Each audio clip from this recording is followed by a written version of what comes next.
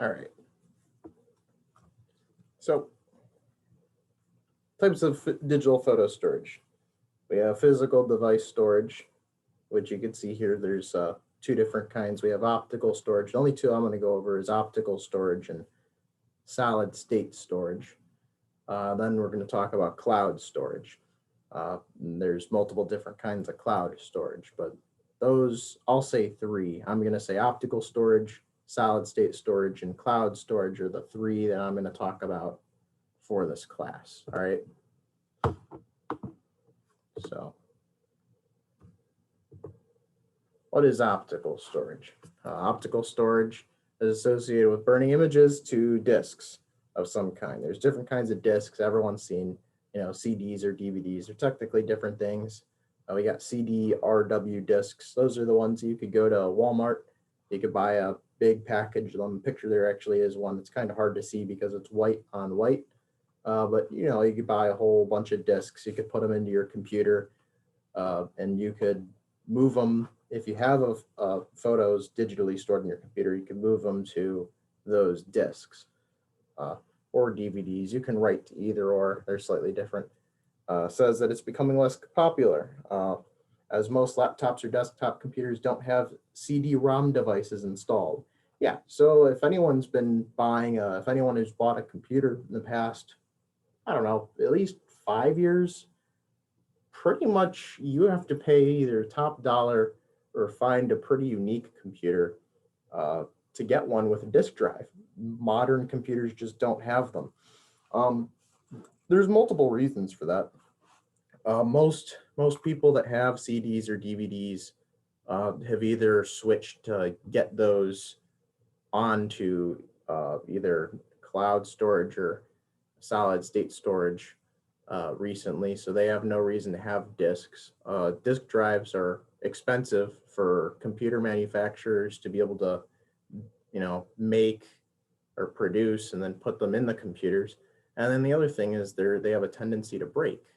It's a lot of moving parts. It spins a disk really, really fast. Those things will rotate, somewhere between 5,000 and 12,000, rotations per minute. They go fast.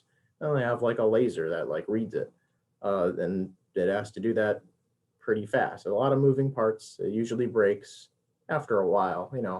If your computer you're only expecting the computer to last 10 years, they're designed to last 10 years, but they could still break. And the other thing is it's not just the disk drive that could break, but it's the disks that could break because it's spinning really, really fast. The most common thing that happens is if you put a disk in your computer, or even just any disk, if you have a DVD player, you put a DVD in the DVD player, and if you were to shake the computer or DVD player, I don't know why you would do that, but hey, it happens.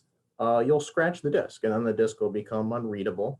And let's say you took all of your photos with all of your memories that you've had your entire life, and you move them on a disk, okay?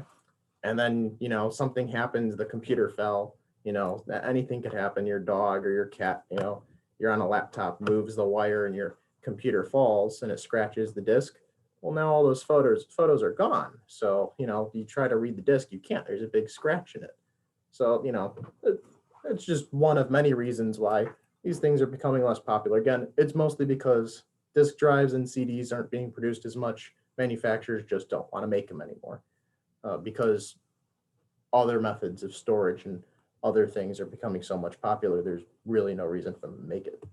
So it's still used, but you'll need to have an internal or an external CD-ROM drive. So you don't have to buy a computer with a CD drive because the other thing is you might have CDs. You might already have photos on CDs that you want to know, okay, how can I read these, or how can I convert the photos that I have on a CD over to a flash drive or a hard drive, or put them on cloud storage. You can go to even like Walmart or more likely Best Buy or some sort of electronics store. You could buy external CD drives. So this is unfortunate. I wish I had one on me. I was going to bring one, but I guess it's too late now. They're like little boxes, and they have a little USB cable, and they plug into pretty much every single computer you could buy, and they'll work on any computer that was made in the past 25 years. and then you can plug them in and you can put pretty much any CD and it'll read them, no problem. And so if your computer, oh, I have a new computer and it doesn't have a CD drive, you could buy these for as cheap as, I don't know, I usually see them around $20. So they're probably more expensive if you just go to the store and you want to buy one. You don't want to source one out on the internet and try to get a good price. They might be a little bit more expensive than that, maybe as much as like $40. I definitely would never pay more than $40 for one, you know, but somewhere between $20 and $40, you can get these external CD DVD drives, and then they'll read CD-ROMs no problem. So CD RW discs are relatively cheap and usually around $20, and that gives you a whole pack. You get 25 discs. This is just an example. Usually I see them in packs of somewhere between 20 and 50 discs, and it's just like a little spiral, not really a spiral, but it's got a whole bunch of discs on it. And it'll say it'll hold roughly 700 photos on a 700 megabyte disk. That's assuming that every photo is 1 megabyte. A megabyte is the size, it's a storage for that the each photo takes up. It's, you don't know for sure that it's 1 megabyte, but most photos that are digital, they're equal to 1 megabyte worth of space. Disks typically are about somewhere between 500 and 1,000 megabytes. So yeah, they'll hold a bit. They'll hold several hundred photos. And most people have about several hundred photos. And if you have more than several hundred photos, you might have to put it on multiple discs, which is fine because you get $20 for 25 discs. You're going to have more than one disc, so you'll just have to split it across multiple discs, which isn't the end of the world. More on optical storage. Comparison: DVD RW discs are the same price as CD RW discs, and they have a digital photo capacity of around 9,400 pictures. Yeah, so DVDs are slightly different than CDs. They have a better, they hold significantly more pictures because they're not limited to that like 700 megabyte capacity. They're in the gigabytes. They have thousands of megabytes in them, and so they hold significantly more. I don't know about that 9,400 pictures. That might be pushing it a little bit. I would say probably safely put somewhere between 4,000 and 6,000 pictures on it. But I mean, if you know you have more than like 6,000 pictures, first of all, why? I don't know anyone at that. Maybe you do. Maybe you're like a, I don't know, a photography place, or like a, you're a school and you have a bunch of photos. I don't know. Or maybe you just have a bunch of pictures over your life, and I don't know. But, and again, that doesn't really matter because that's just one. If you have, for some reason, 20,000 pictures, you just have to put it on multiple DVDs, not the end of the world. I don't have a DVD player. Again, you go to the store, you can get those external ones, and they plug into your computer, and you could store them that way. One of the pros of optical storage is that you have physical possession of the images. And so that's usually considered a pro if you're not a fan of cloud storage, where you don't actually have physical possession of the images. If you have the disk, you have them physically on you. It can't magically go away. No one can hack into your computer and steal them. It's a physical CD. You have it with you. That's not going anywhere. As long as you have the CD and the CD's in good condition, a computer with a disk drive can read it, and you have your pictures. Drawback is, depending on the amount of photos you have large amounts of individual disks, and they could become lost or misplaced. So, I mean, that's kind of like the opposite of the pro is you're in physical possession. Me personally, I don't trust myself. I might misplace it, so I'm not a big fan.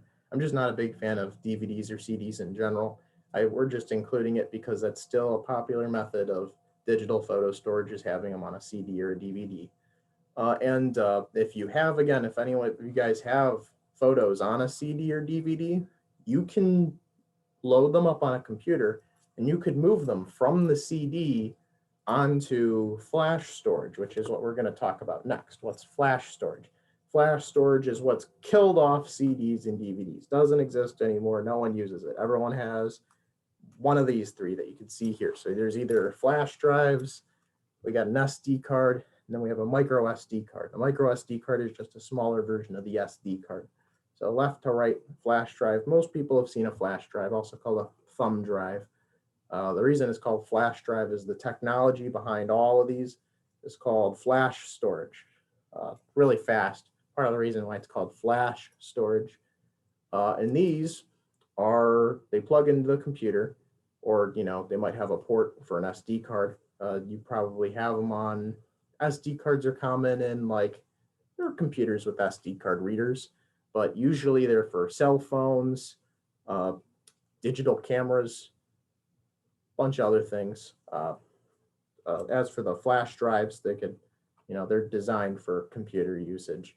You can find them anywhere, and they're fantastic. There's no moving parts. They're cheaper now, and they hold significantly more photos than any disc or DVD would. So there's different types of physical storage devices, but these are the most popular.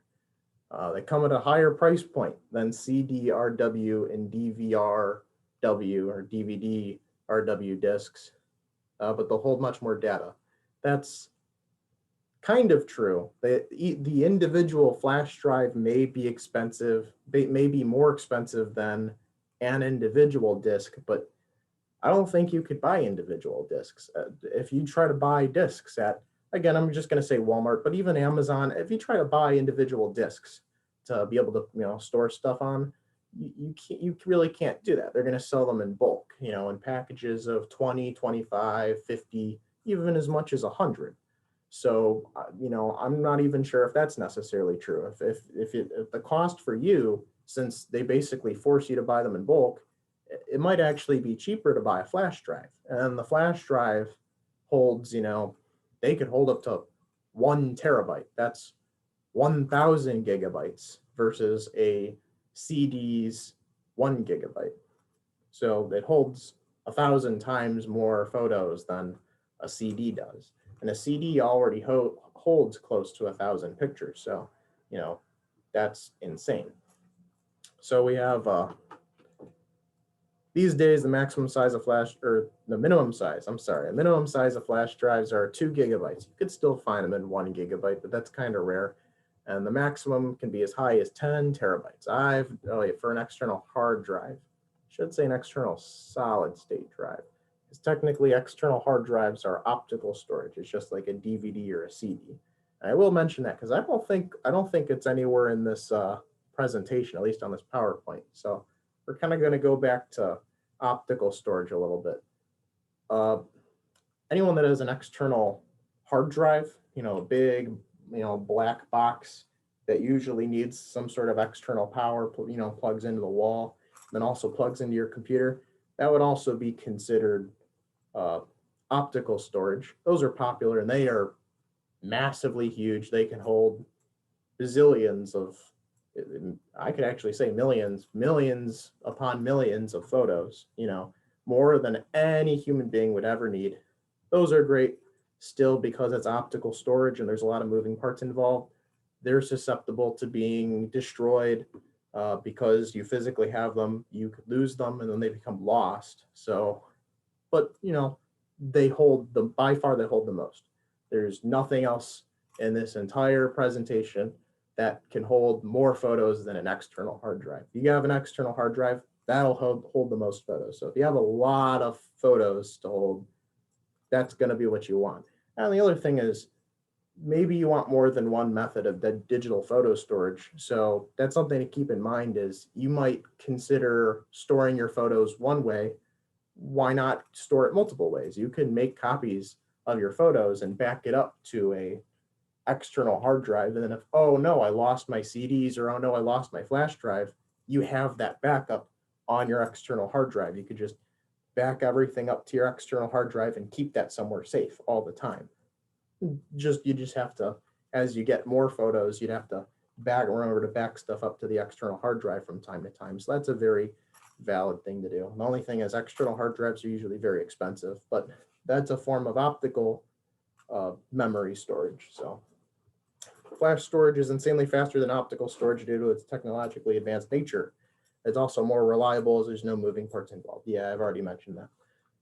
The price of a typical 2 gigabyte flash drive can be under $2 and hold twice as many pictures as the is 4 CDs or 2 DVDs. Yeah.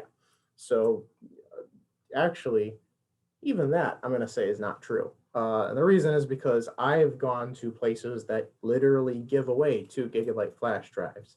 And of course, you can't just take like 100. It's like the places if you go somewhere to like a company and they give out pens with their company name on it. It's a similar thing. You go to I want to say it was at like an Xfinity office or like a Comcast office, and they had pens to give out to customers because and I think they also gave out like little flash drives.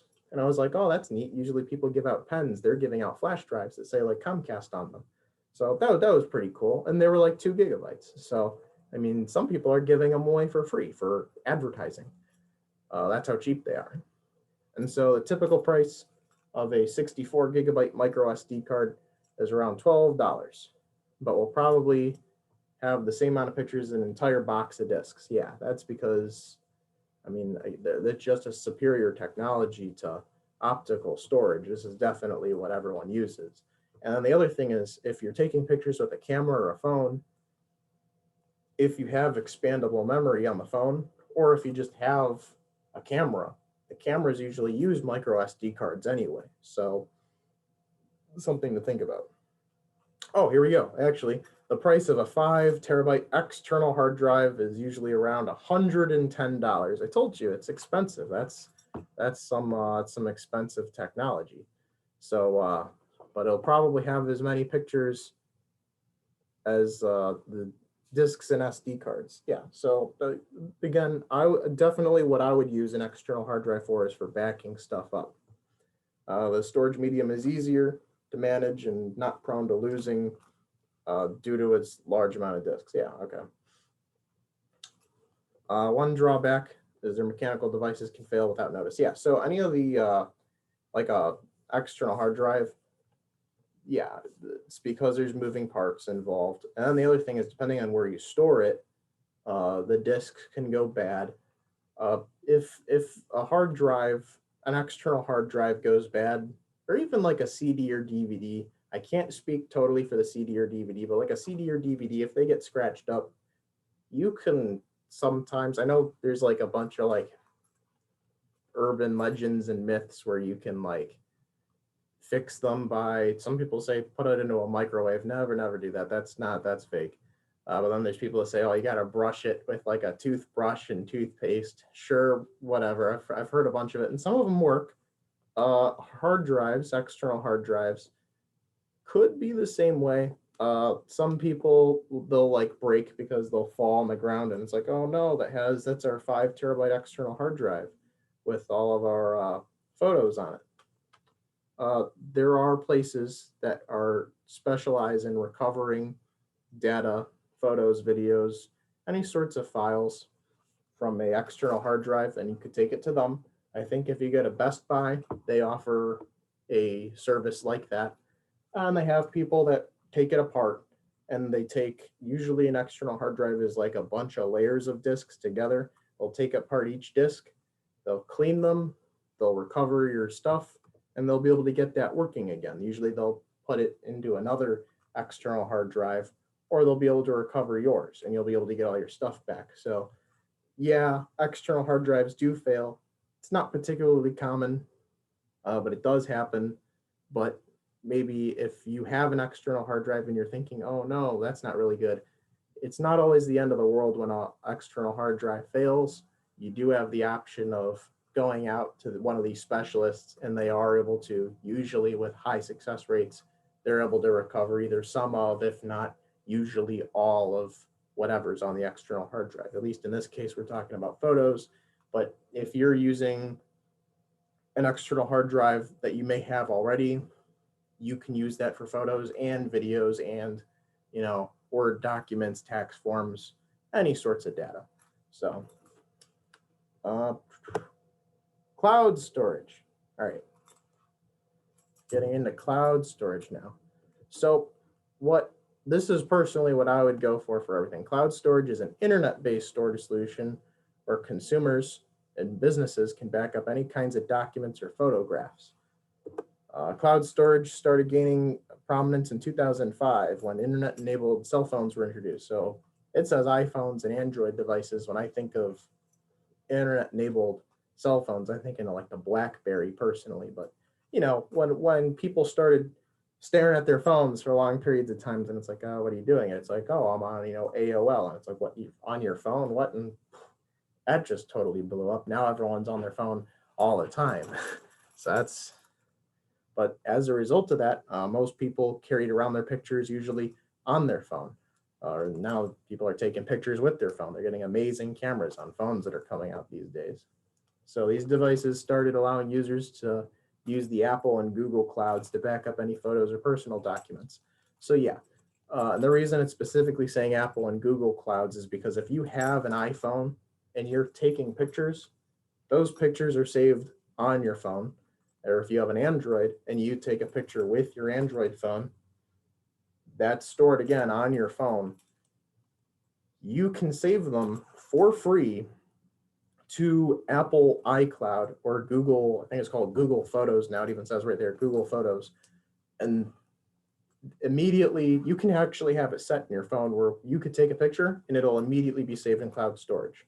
And so people are like, okay, well, what is cloud storage? I don't know what cloud storage is. So because it's based in the internet, it'll take the photo from your phone, which is just stored on your phone. It'll make a copy of it on the internet that only you can access using your account. If you have an iPhone, that's using your Apple ID, your Apple account. If you're on an Android, it's going to be using your Google account, which you should have a Google account if you have an Android phone, and you should have an Apple account if you have an iPhone. They kind of force you to make one. If you don't know what your Apple ID is, if you go into the settings of your phone, it should be one of the very first things. It should say Apple ID with like your name. If you're on an Android, I'm not sure where it says that, but if you're on an Android, somewhere in your settings, it should tell you the Google account that's associated with that phone. And so you can log in to iCloud or you can log into Google Photos onto your Android or your iPhone, and you can store photos there. They're both free, but also paid for. We'll get into that in a little bit. Today, there's several different cloud service providers that offer solutions for photos and document storage, because it's not just for photos. I know Google Photos Google's confusing. They have a bunch of names and a bunch of different services. So Google Photos is specifically for photos, but if you're looking for cloud storage methods from Google, they do have a separate service, which is Google Drive. I think they still have that. I have to think because Google's canceled a lot of their stuff. So they're Google Drive and Google Photos. They're technically separate from each other now. They might actually not be. It might just, but more or less for digital photo storage, Google Photos is for Google, iCloud is for Apple, and there's other companies that offer their own. Here we go. Apple iCloud and Google Drive Photos being the most popular due to the capability of having an account when you own their devices and being a certain amount and having a certain amount of free storage. Okay, so that's what I was talking about. It's both free and not free. Most cloud storage costs money. They're not just going to give you space on the internet to store your photos for free. Usually it's a service you have to pay money for, and usually it costs a decent amount of money. If you have an iPhone, I think you're allowed to have up to like somewhere between 5 and 10 gigabytes of iCloud storage free. I think it's a similar amount with Google Drive and Google Photos. I think it might be as much as like 20 gigabytes that you're given for free. And then you can use up to 20 gigabytes, which is a lot. That's as much as like most flash drives. So that's still insanely better than any CD or DVD would do. But it's not leaving a lot of room for other stuff. Most of the reasons why people use iCloud and Google Drive is because it's on their phone, and people don't just use their phones to take amazing pictures. They'll take their phones to take amazing videos, and videos are like way bigger than photos. And so sure, your iCloud or your Google Photos that you're using, it's like, oh, well, I have 5 gigabytes. I can, that's enough for thousands of photos. while that may be true, there's two things that you need to consider. If it's photos and videos, it might not be thousands of photos. It might only be hundreds and then several videos, because videos are so much bigger than photos. And the other thing is these phones that get fancier and fancier, and people are wondering, man, this new iPhone came out and it's one of them is $1,200. Well, part of the reason is because on the back of it, it's got a bunch of cameras on it. Even I have an Android. I could show you. I have this Android phone that actually wasn't that expensive. It was actually what's considered a cheaper model phone, and it's got, if you could see it on there, it's got like 4 cameras. It looks like 6. 2 of them are actually flashes. It's got 6 cameras on it. The cameras on phones are becoming very, very, very complex, and they're very high quality.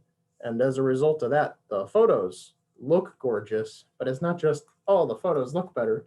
They also take up significantly much more space, up to 10 times more space.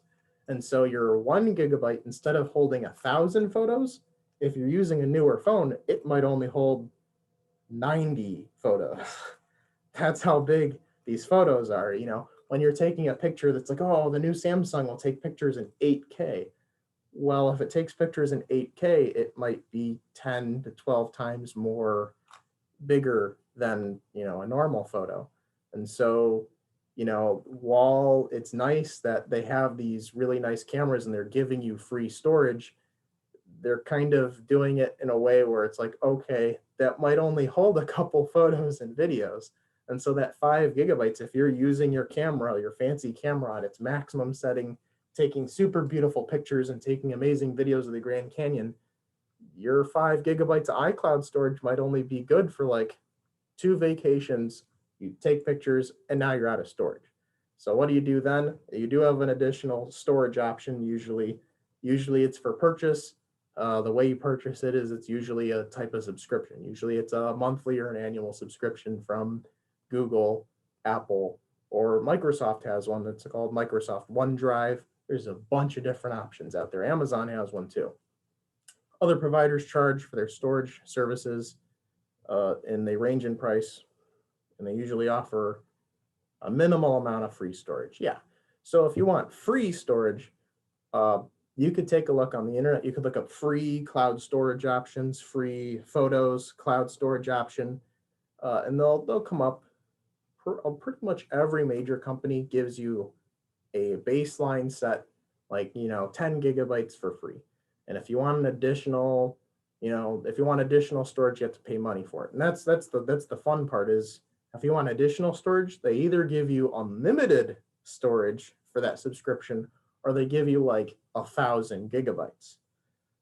So that they give you a lot of storage because you're taking your money every month or every year for it. So of course they do give you a really good amount of storage. So an advantage of using cloud to back up your photos is they're safe when your personal device has a hardware failure. So let me give you an instance here. I hate using this example every time, but you have backed up all your photos onto an external hard drive. You have CDs and you have a flash drive and you have an SD card and they're on your computer and you have all the physical copies of your photos. There's no way anything bad can happen. You have them backed up to the hard drive. You've done everything. Your house burns down. Well, you lost it all. You lost the computer, you lost the hard drive, you lost the SD cards, you lost the photos. Well, now what? Well, if you took the cloud storage option route, insurance hopefully replaces your house and all your stuff. But like, oh, what happened to all those photos? Well, they're gone. But if you had cloud storage, you just log back into your Google account and bam, they're all there on Google Photos. So that's where cloud storage is like, oh, that's really cool. The other thing is with cloud storage, you can make it so you share a Google like Photos account. And so you can have like the whole family on like one Google Photos or Google Drive account. And so when, one family member takes a picture on like a business trip, if you have like, let's say your husband goes out somewhere, takes a picture, they're on like a business trip somewhere in like Hawaii, and they take a picture of a volcano in Hawaii. If, you can pull out your phone and you could actually log in and you'll be able to see the photo as the second they take it, it gets shared in your library. You don't have to wait for them to come home. You don't have to wait for them to even text it to you or send it or email it to you. If you wanted to, you can log into the Google Photos on your phone. If you guys are sharing the same Google Photos account, you just go on your phone and the pictures are right there the second they're taken. So that's pretty neat. You can have like a collective, a group of people that just all contribute to one account. It's kind of cool. So they're easy to index and share. So yeah, that's the other thing is if you want to share photos, they're all right there in your, cloud storage account. It's easy to share them. I know with Google Photos, usually what happens is it'll either send the photo itself or a link that will allow people that you share the link to access to that specific photo or an album of photos or a folder of multiple albums. You can share them very easily. That's pretty cool. Something you can't really do with CDs. So that's pretty neat. Cloud service providers often have guaranteed uptime to have access to photos and documents. So yeah, that's something that some of you might be concerned about is, oh, well, cloud storage seems kind of fishy because, if it's internet based, well, what happens if like there's a downtime? And it's like, okay, so what does that mean? Well, they have to physically be stored somewhere in order to be accessed on the internet. And they're usually on multiple hard drives out in a data center in the middle of nowhere or in a major city.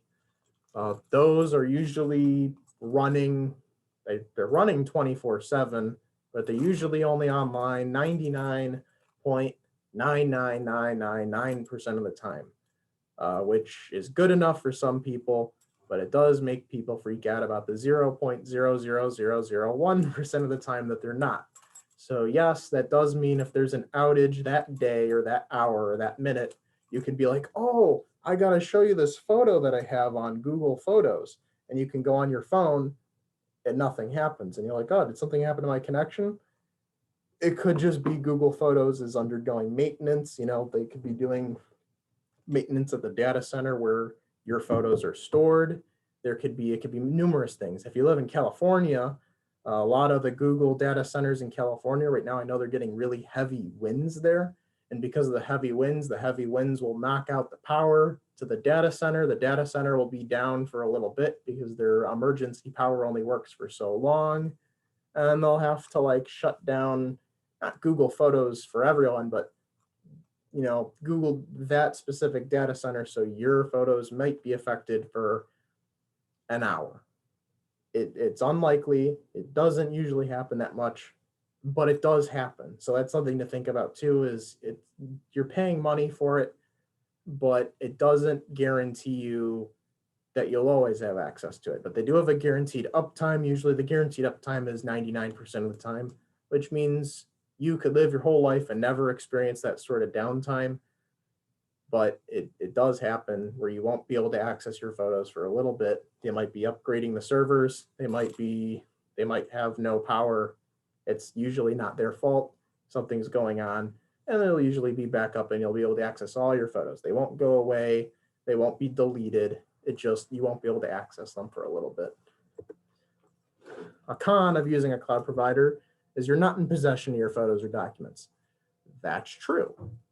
You don't have a physical copy of them. Usually when people go with cloud storage for photos, usually it's a backup method just because they like the idea of if anything happens, I at least have a backup in the cloud. All right. So yeah, I personally would not recommend cloud storage as the only method. And so what that means is, oh, I backed it up to the cloud. I'm going to break the disks. I'm going to delete all the files on my computer to save space. I'm going to wipe them from my flash drives. That's usually not a good idea. It is nice to have a physical version of them. And then usually the physical photos themselves, I guess if you don't want physical copies of your like actual photos, I guess you could like burn them or rip them up or something. You'd have to really want to save space to want to do that. I don't know many people that like rip up photos after digitizing them and then storing them. So I don't know why you would do that. I wouldn't recommend doing that. But yeah, I usually would use cloud storage as like a backup method. Another con is the provider. Oh, if the provider goes out of business, you won't be able to access or retrieve your photos and documents. Yeah, I forgot about that. Yeah, so if Amazon, usually like Amazon has, I guess it's called Amazon Drive. I think they have a thing called Amazon Photos now. But if you go with a big company, and it's not impossible for a big company to go out of business, Amazon may be king today, but 10 years from now, Amazon could be non existent. It happens. It's happened to many, many big companies, okay? There's a reason that the Sears Tower no longer is called the Sears Tower, and Sears no longer operates out of it, and they're currently filing for bankruptcy. Okay, it happens. Okay, they used to take over the world, now they're nothing. So it does happen. You can go with one of these big companies, and if you're thinking, oh, this is a permanent solution for my photos, you might have to watch the news, because if you go, oh, I'm going to have all my photos on Google Drive or Google Photos, 10 years from now, oh, Google might be looking at filing for bankruptcy. You might want to pull your photos out of Google Drive and put them into a different cloud storage provider, or you might want to put it onto a flash drive or put them onto your computer or something, just in case, in case anything happens. Because usually these kinds of cloud services, it's a service that's offered from a big company. See, Amazon Drive. Amazon isn't a cloud storage company, they're a online retailer. Microsoft OneDrive, you see OneDrive there, that's Microsoft OneDrive. Microsoft isn't a cloud storage provider either, that primarily. They're a microcomputer software company. That's where they get the name Microsoft from, microcomputer software, Microsoft. So why are they offering cloud storages? Well, because they got a lot of money and they're able to offer the service. Same with Google. Google's a search engine, but they have a lot of money, they have a lot of services, and one of them is cloud storage. And most of their money is not made off of cloud storage either. So that's something to keep in mind too, because the provider doesn't even have to go out of business to cancel their cloud storage. They could just decide, you know what, this isn't profitable. We're losing too much money having cloud storage. So they could just decide one day, we're going to cancel Google Photos. Google one day could just be like, Google Photos, it's gone, doesn't exist anymore. Boom, there goes all your photos, they're gone. I mean, nothing could happen to the company. They could just decide they don't want to have Google Photos anymore. And I'm sure they'd give you some sort of a notice. They'd probably give you an email that says, just so you know, Google Photos is going to end service on September 15th of 2022. So be sure to back up your photos or download them before they get wiped for good. It's happened to other ones. I can't think of any specific cloud storage providers that have done that, but it has happened before. It's happened to really big ones that haven't gone bankrupt. They just decided to cut their cloud storage programs. And so that's something to think about too. Realistically thinking, most likely if your photos are on Microsoft OneDrive, Google Drive, or Amazon Drive, or iCloud, they're probably there for good. Like I don't see Google, or I don't see Apple killing iCloud anytime soon. Everything, everything iPhone and iPad related pretty much comes out of iCloud as far as cloud storage. So, they actually go out of their way to call, I was talking about the Apple ID, which is your Apple account. The other name for a Apple ID is your iCloud account. So that's how much they care about iClouds. iCloud isn't going anywhere for sure. If you have an iPhone and you have stuff saved on iCloud, you don't have to worry about Apple killing iCloud. That'll stay for a long, long time. Longer than I'll be around for, probably. So always do research and choose a reputable provider. Free, low-cost providers may be attractive, but can often come with problems. And so if you did what I was telling you to do, and you went on Google and you looked up like cheap or free cloud storage providers, you might see, Acme Photo Storage, which is a cloud, Acme Cloud Storage for photos. And you might make an account, you might store all your photos on it. It's free and it offers 10,000 gigabytes of storage. It seems like an amazing deal.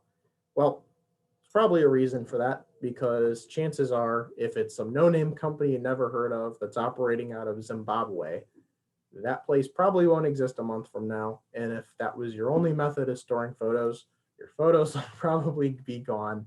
So I definitely would not recommend some sort of like off-brand, no-name company to store your photos. I would definitely stick with one of the main ones. I don't know if I mentioned it before we get into the summary. On the subject of cloud storage, usually you can either get a deal or you might get paid cloud storage for free. Let me explain. A common one is some people might have Office 365. I'm sure people have heard of this. Office 365 is the subscription service version of Microsoft Office. You might be paying for it. You might have it and not realize you have it. If you are a college student or if you work somewhere that gives you access to Office 365, you can download Microsoft Office for free on your computer. Not only does it give you access to download stuff for Office for free on your computer, it also gives you Microsoft OneDrive for free, the paid version of Microsoft OneDrive. Usually Microsoft OneDrive, you have to pay extra money every year or every month to get 1,000 gigabytes of cloud storage. If you are a subscriber to Office 365, or if you're given it either through some sort of organization like your college, high school, or the place of work, you should get OneDrive for free. Something to look into. I would definitely, if you guys have Office 365, I would look into that. You probably have OneDrive for free and you just don't know it. That is a service that comes with Office 365. Similar things for like Apple. Usually they have deals where it's like, oh, we'll give you, unlimited cloud storage for a year, and then you'll have to pay for it. Just sort of look out for deals like that. If you are legitimately interested in cloud storage, there's usually deals like that. So those are the things that I would definitely look for. I want to say, I didn't do too much research on it because it's relatively new. Amazon Photos, which is new and which is why it wasn't in the presentation thus far. I think Amazon Photos, if you have Amazon Prime, I think that's unlimited. I think it gives you infinity free photos. Like that's pretty good. So if you're paying for Amazon Prime, you get Amazon Photos or Amazon Drive totally for free. That's awesome. So the best storage options require some research. It often comes down to preference for your situation based on the price and importance you place on photos and documents you're backing up. The industry-wide recommendation is to have at least 2 backup solutions. So you have your actual photos, you got a backup, and then you got a backup for your backup. Me personally, my expert opinion, how you actually store your photos, that's up to you. What your backup is, that's also up to you. The backup for your backup should always be cloud storage. That way, if anything happens, you always have what you need safe in the cloud. So you should always have that second storage solution be the cloud. If you're not going to have 2 backups, I would make your one backup the cloud, because cloud is pretty great. Another solution is you could have an external hard drive or SD card. Yeah, so you could use that instead of like cloud. Other things, there are, we were talking about external hard drives. There is such a thing as an external solid state drive. And so people were, if I concerned anybody about external hard drives, while they're great and they have a large capacity, they can break rather easily, and they are actually expensive to get repaired to recover any of the data. They do make external solid state drives. They use the same technology that, it's talking about the superior technology of flash drives. Using the same technology, they do make big, giant external solid state drives. They are like the same size as external hard drives. They are 10 times faster than an external hard drive, and they are probably the most expensive option on the entire list, which is like, while an 10 terabyte external hard drive is like, over $100, a 10 terabyte external solid state drive is like $800. So if you have the money, go for it. But like that, they do exist, and you might not need a 10 terabyte external solid state drive, but maybe you want a 1 terabyte external solid state drive. Well, what I usually see them advertised as is I know SanDisk and Samsung, they make external solid state drives that are meant for like backpacking or going on vacation to store photos that you take with your camera on the go onto the solid state drive. You go on a computer really quick, you save it on the solid state drive, and they're like rugged. So that means they usually have some sort of like rubberized protection against them. And you won't see that with an external hard drive, because an external hard drive, if you throw it against a wall, you basically broke the hard drive. With a solid state drive, because there's no moving parts involved, they make these cases for them. It's not even a case, it's actually part of the device, the rugged solid state drives. You can buy them. It's rugged external solid state drives. They have like a little clip on them, so you can clip them onto a backpack or your belt or something.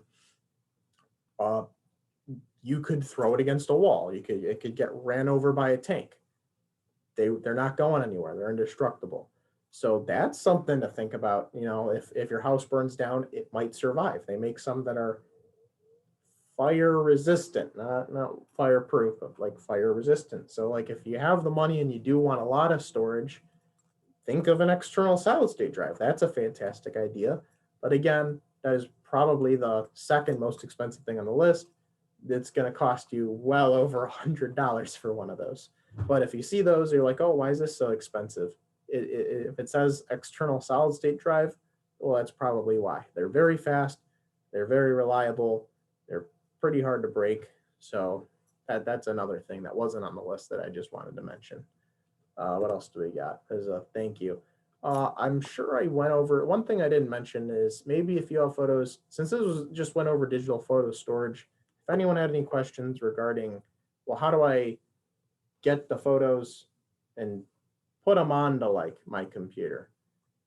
You can either go to like, I want to say FedEx, Office Max. You can scan them in with like a photo scanner. At the Orland Park Library, we actually have one of those in our tech center. So you can take photos and you're able to scan them and you're able to get a digital format of them. You could use that, and then you would need a storage device to put them on, either a flash drive, a disk, or a cloud storage option. Log in with your Google account. You could store them to your, Google Photos. But yeah, so if you have 1,000 photos that you want to digitize and put on a computer, we offer a service at the library where you can scan them and you can put them on the computer. That's simple. It might be time consuming depending on how many photos you have, but that's a very simple process. The harder part is, well, where are you going to put them? You're not able to save them on our computer. You need to put them on a flash drive, or you need to put them on a solid state drive or a CD drive, whatever it is, something to think about. If anyone has any questions, you could feel free to ask. Trying to think of anything else that I didn't go over. While we wait for any potential questions, I do want to mention upcoming classes. Later this week, we have a Computer 101 class. That's a basic computer class that we have been trying to offer for the longest time. It's probably the most requested class ever that we've ever had, is a basic computer class. That's what you're going to want, is Computer 101. Immediately following that, a week later, is Computer 201. Fantastic. I would definitely recommend that if you want to learn more about using a computer. Is cloud storage right for me? That's another good class that will go more into detail about cloud storage. I went over cloud storage, I'd say briefly, but I went over cloud storage quite a bit today. Is cloud storage right for me? It's a whole class on just cloud storage. Definitely would recommend that. On the 25th, we got Intro to Selling on eBay. If you have a bunch of things lying around in your house and you're like, man, I need to get rid of some of this junk, maybe I can get some money for it. I know I could sell it on eBay, but I've never done it before. Or maybe you are a veteran of eBay. You sold stuff, but maybe not for that much money, or you tried to sell something on eBay, but it didn't sell for some reason. You're thinking, oh, maybe I'm doing something wrong. Well, you know, intro to selling on eBay, perfect class that'll go over all of that. And so all those classes that I just mentioned is just in the next month alone. After that, we got an all things Google class. That's important. You might think, oh, but Google's just a search engine. Well, no, it's not. They have, you know, $1 trillion of revenue, or, you know, that's what they're worth anyway. And they can, you know, they do all sorts of stuff now. So there's a lot of stuff that Google has. There's a lot of Google services. There's a lot of Google products. That's all that we go over all of that in the all things Google class. And then Bitcoin and beyond. People, that's a trendy one right now because Bitcoin has exploded in value in just the past like month. You know, there are people that have become millionaires just in the past month off of Bitcoin. So you want to know what Bitcoin is, how you can start investing in Bitcoin, how Bitcoin is created, why it's worth what it is, why it's has any value considering it's not even backed by a government or a bank. You know, any questions you might have regarding Bitcoin or any cryptocurrency, you go over that in the Bitcoin and Beyond class. I'm actually teaching that. So that's a fantastic class. Of course, I'm going to recommend that. I'd recommend any of the next 6 classes that are listed there. And those are in the next, you know, 2 months. So something to think about. It doesn't appear we have any questions. Let's see here. At least using the, yeah, it doesn't appear we have any questions. Trying to think real quick if there was any other thing while I wait for any last questions, because I know we're supposed to wrap up at about 9 o'clock and we do have a couple minutes until then. I'd like to mention again, yeah, so the Orland Park Library, if you call, either you see the number there for my number, 708-428-5171. That's the IT number. You could ask about, oh, I have photos and I want to make a digital format of them. I want to digitally store my photos. Is there a way that we can do that? Yes, we can set you up in our tech center, and we can have you take those, put them on a flash drive or a CD of some sort, and then you have them. So I do have one question, it looks like. We have a question that says, would you say to never store personal data on the cloud? Well, I would say that depends. I know it's kind of like a, you know, like I'm dodging the question answer. The reason I'm going to go into detail. So it depends on where in the cloud. Again, if you find some sort of sketchy website that's offering an amount of storage, you know, for free or for a cheap cost from a company you've never ever heard of, I personally would not put, you know, like my tax forms on that.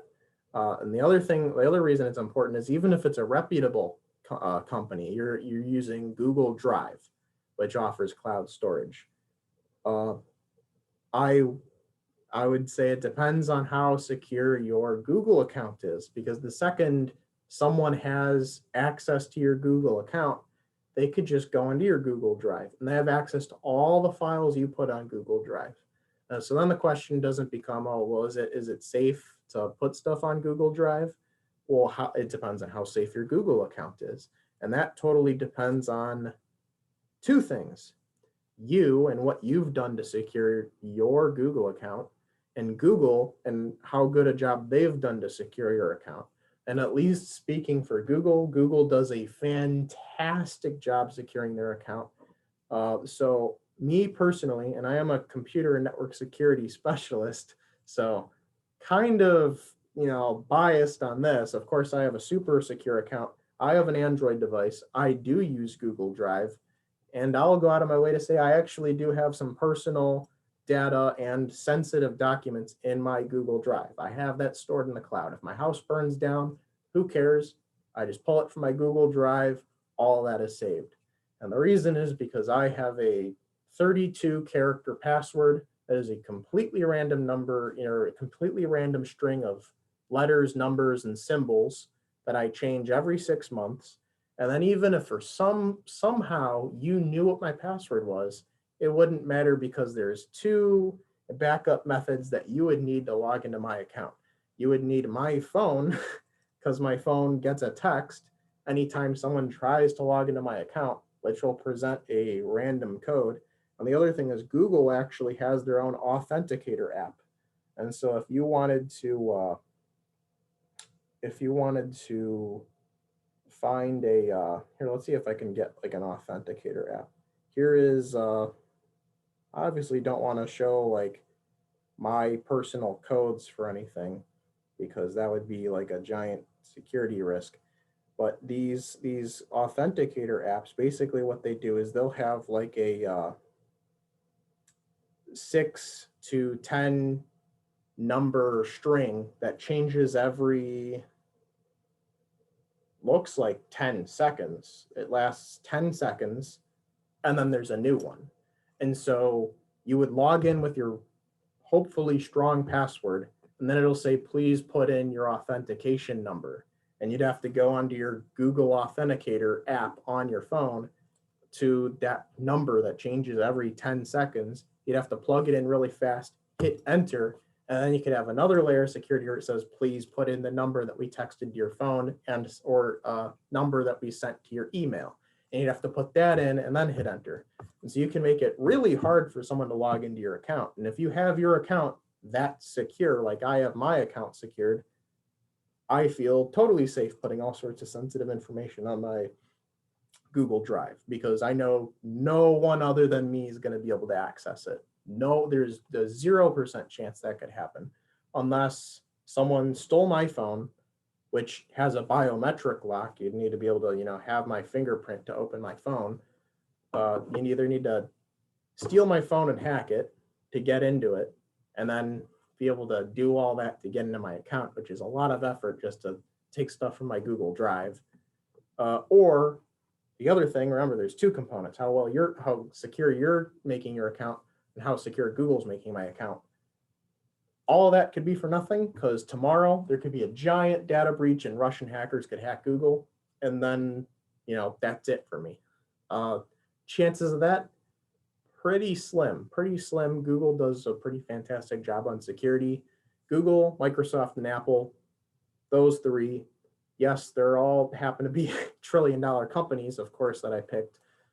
They have the best security. If you're storing sensitive data on Microsoft OneDrive, Google Drive, or Apple iCloud, you're probably safe to put personal data and information. Other than that, I would be kind of iffy on anything else. And then the other thing is if you do put sensitive data or information on the cloud, I would just make sure that your account is really, really secure. Because as long as your account's really, really secure, you shouldn't have an issue. But I definitely would not put sensitive or personal data on cloud storage that is from a shady company you've never heard of. Wouldn't do that at all, because you might be just putting that out open on the internet for everyone to access potentially, because all it needs to do is for a hacker to get in there or steal your account, log in, bam, they have everything that you put under your cloud. So something to think about. That's a very good question. I hope I've done a pretty good job answering that. Don't know if anyone else has a question, but yeah. So as far as cloud storage with photos, I know I mentioned briefly about how you can have multiple people. I think it's like a kind of like a family sharing deal. And so if you have you and maybe your kids or your family members of some sort, you could all share like one folder in like a Google Drive account. And then anytime that someone sends a photo or takes a photo, they can send it to that folder that's shared between people.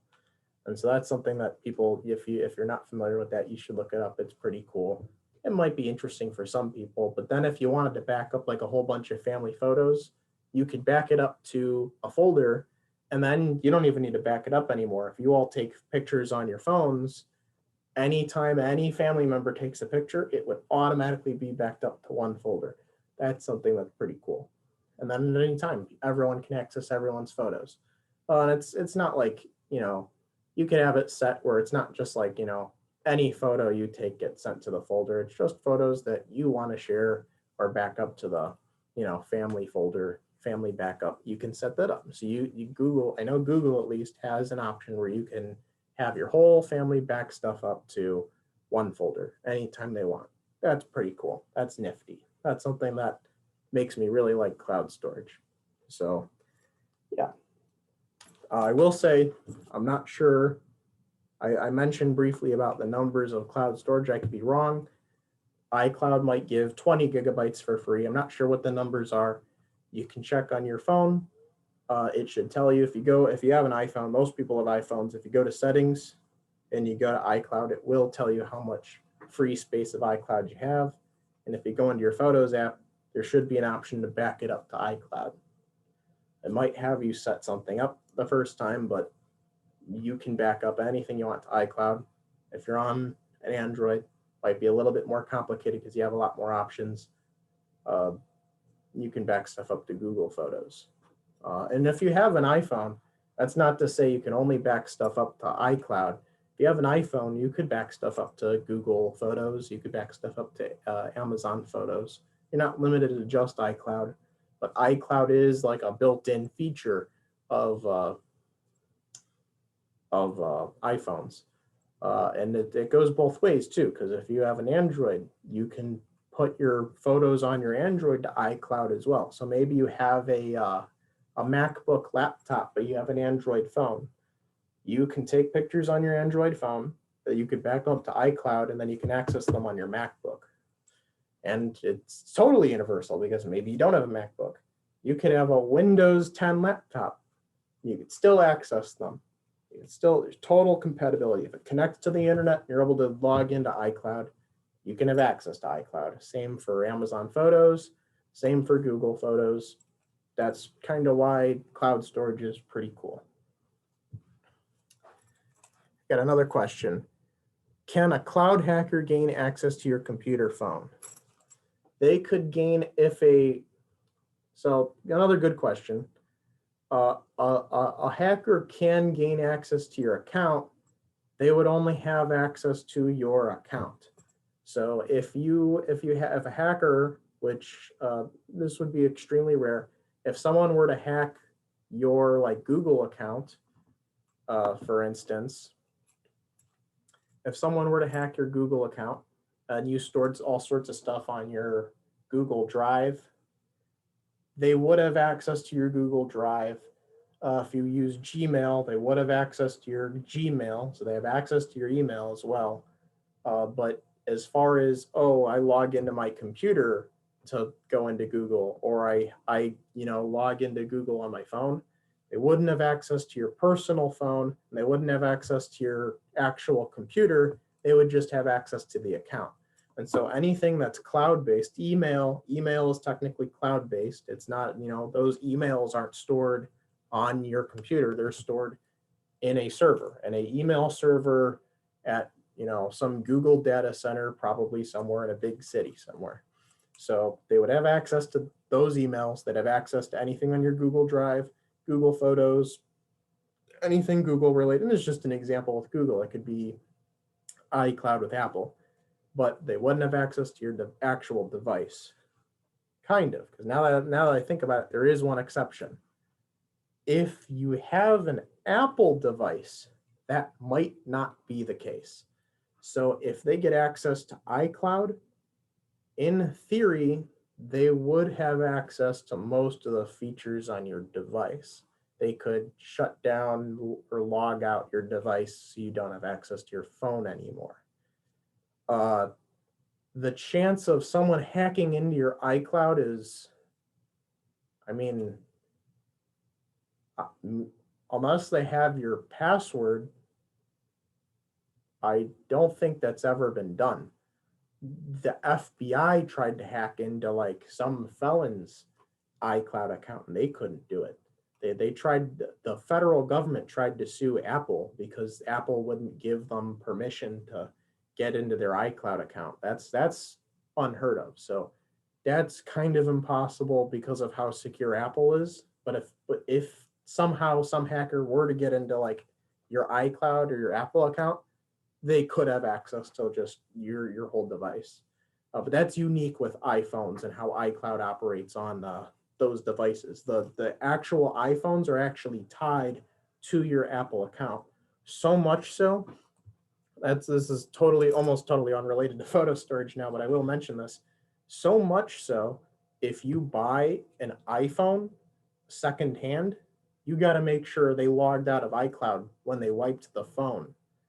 Same with an iPad, you have to make sure they wiped. Same with a MacBook. Those actual devices are physically tied, physically tied to those accounts. If they don't properly sign out of those accounts, and it's sort of like they're like married together. If they don't unjoin their account with the device, you can't use a used Mac or a used phone. If you try to turn it on, even if it's been wiped, it'll say, this phone is the property of this person. Please log in with their email and their password to unlock the device. It'll do that even after you wipe the phone completely, because that's how integrated iCloud is with Apple devices. So it's different with Apple. With pretty much everyone else, no, they couldn't. If someone gets your Google account or if someone gets your Microsoft account, they would be able to access your Outlook, Hotmail, Google, or Gmail, and anything that's stored in the cloud, but they wouldn't have actual access to your phone or your computer. So that's to say they won't be able to read your texts. They won't be able to make calls as if they're you. That they can't do that. They can't see what's on your computer. They can't use your computer. They don't have access to that. So can a cloud hacker access your computer phone? Not really. No, they really can't. If anyone else has any questions, I'm more than happy and willing to answer them. And again, since it seems like most of these questions are cloud related, on the 18th with the cloud storage rate for me, I think we might go over a little bit of that. For the most part, there is another class that's offered. It might be in March or April. I believe it's the what is it called? I'm going to check right now. I'm going to go on the Orland Park Library's website on my phone really quick. So we do have a class that answers a bunch of security questions you might have about the cloud storage stuff. I think it's called like internet privacy security. And I could tell you exactly what day that would be. That would be technology. Go over this. So we have a class on the, oh, it's so far down the line that it actually doesn't show up. Wow. Well, the first part of the class is interacting with the internet privacy, which is the 16th of March. And I think exactly 1 week after that is interacting with the internet security. And so that two-part class goes over pretty much anything on the security side and privacy side of anything cloud storage related. And so we do have that, and then we can be more in detail about stuff then.